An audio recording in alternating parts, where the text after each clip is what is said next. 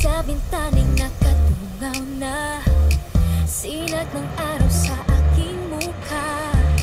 Sa dagat ay nais magpunta, magtampisaw kasama ang barkada.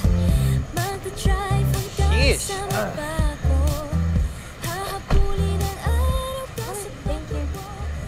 Okay. Grabe, uy. Ganda ng bahay ah.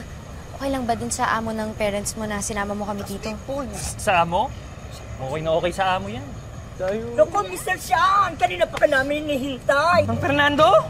Correction!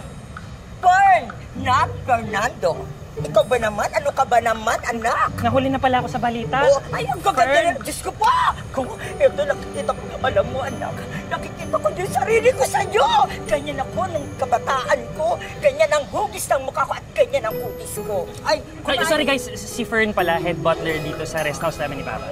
Hello. Hi, kumusta? Oh, kumain na kayo. Oh, wait. Head butler ninyo? Rest house nyo? Oo! Ay, hindi ka naniniwala. Bahay niya to. Diyos ko, ang laki-laki ng bahay nila. Saka, bata pa lang to, sa akin na lumaki. Ano nangyari yun? Pare, alam naming mahilig ka mag-joke. Pero pare, ibang klaseng prank na to, ibang level na to eh. Bang Fern, siguro sabot ka ni Sean, no? Ako, tandang ko to, magsisinungaling ako. Relax. Ang galing. In character, ha? Yes. Asan na yung mga camera? Anong camera? Oo nga. Pare, alam mo naman yan. Napakahirap na talaga magpakatotoo ngayon, no? Yan.